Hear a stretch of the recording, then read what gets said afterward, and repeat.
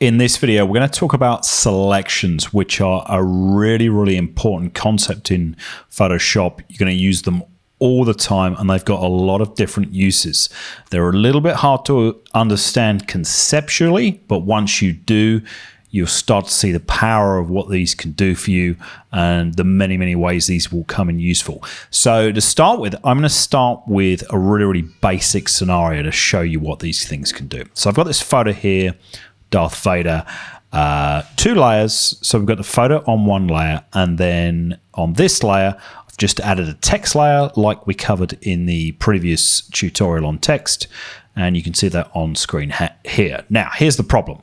The way this photo looks, which is pretty much all black and white, you can't really read the text. So as a designer, one of the challenges you face is how can you deal with this kind of thing in Photoshop and still get a nice looking image?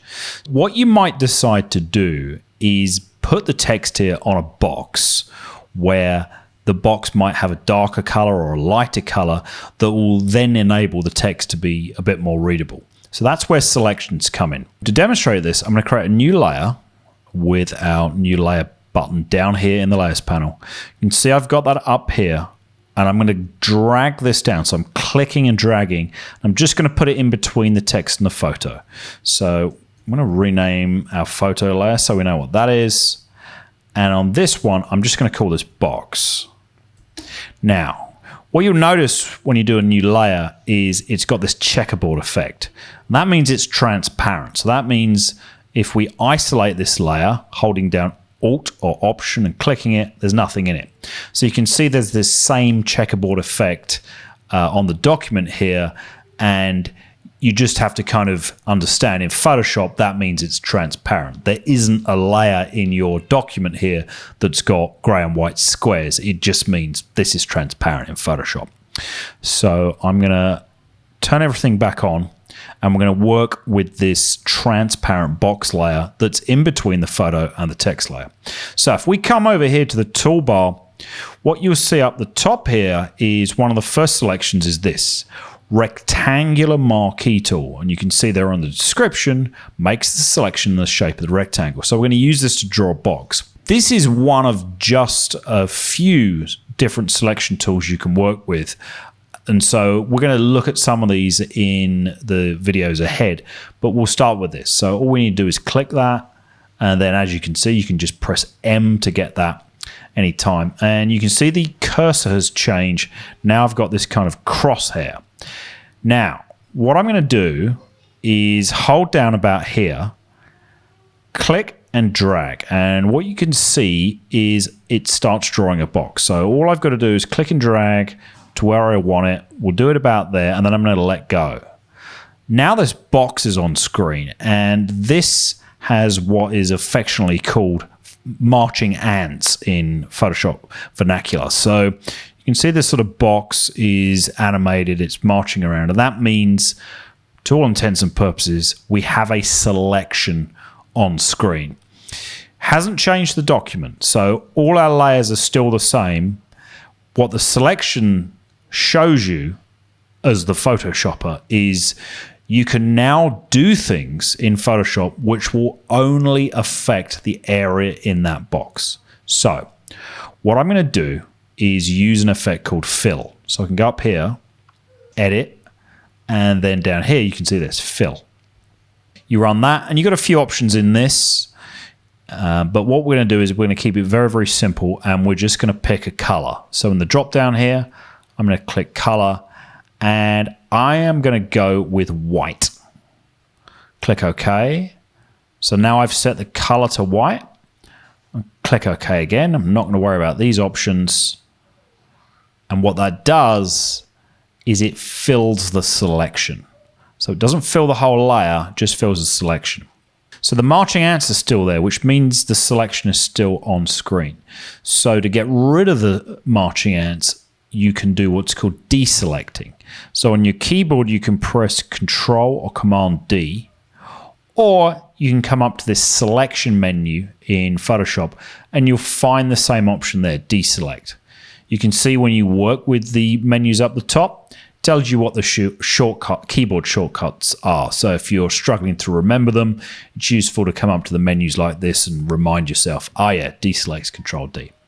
You notice there I've got reselect, so I can pop the selection back on, and then it reestablishes where we had the marching ants. So I could go back in, do a deselect again, and we're done. Using that selection tool, we've been able to draw a box, fill it, and we've now got a layer on screen that is just a white box. So if I isolate that, you can see what that's done. It's drawn a white box, the selection's gone away. So it's just a tool that sort of helps us to get from A to B. So let me show you another use of selections. I've got this photo here. I just searched the web for this beach. I wanted to find something with some folks on a beach. What I want to do is remove the boy here on the right. And so Photoshop has a really powerful effect called Content Aware Fill, where we can create a selection around part of the image and then use Content Aware Fill. And what Photoshop will do is it will look at all the content around the selection and figure out how to effectively erase what's in there. So for this, we could go back to our rectangular marquee tool, box if you like, and I could draw a box like that. But in this case, this is kind of an irregular shape. If we were wanting to erase the little girl there, the box wouldn't really work. So you've got a couple of other tools you can work with for creating selections. What you'll notice in Photoshop, some of the tools here down the left, you'll notice each of them has this tiny little black arrow in the bottom right hand corner. And when you see that, and they don't all have it, what that means is there are extra options under the tool. So in the case of the rectangular marquee tool, if I click and hold down on the mouse, you can see it pops up a little menu and I've got other options. So I could do a circular selection or just a single line. So if I pick the circular selection here, then I could say start up here, click and drag, and now I can make a selection that's more an oval than a circle. What you'll notice having done that is the tool for rectangular marquee has now changed to elliptical marquee. So if you want to get back to the square, the rectangle, you've got to click and hold again. Then I'll select the rectangular one and I'm back to where I was. That technique applies for a lot of the tools you'll start working with. So the brush tool, which is one we've touched on, if you click and hold that, you can see there's a couple of other options in there, and the same for some of the other ones, but we won't go into those now.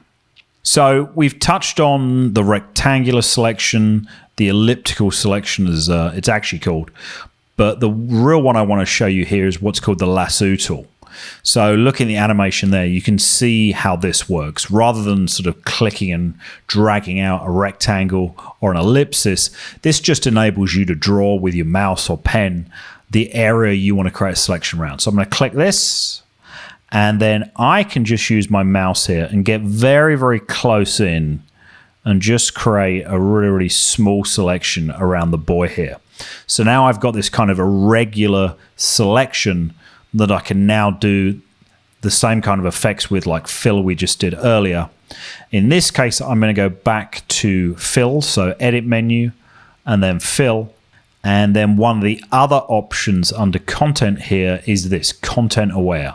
So if I click that, I'm going to ignore the options, just click OK. And you can see what Photoshop does. If we deselect, Control or Command D, it's completely got rid of the little boy there, and it's replaced him with its best sort of approximation of what it thinks would be there if he never existed. So the sort of texture and the color of the sand around him. That's a couple of things that you may want to do with selections. There are many, many other use cases which we'll cover as we get into sort of more advanced topics, but selections are really, really powerful. You're going to want to do a lot with them. So it's well worth taking the time to play with these tools and see what they do. Head to ToyShooter.com for more tutorials, resources, and help with Photoshop compositing. You can also subscribe to my free newsletter by visiting shoot.toys in your browser or clicking on the link on screen. You can also follow my work on Instagram at instagram.com/shoot.toys. Subscribe to the channel to watch a special subscriber-only video, which you'll find on my channel page after subscribing. Lastly, you'll find links to all the places I've just mentioned in the description for this video below.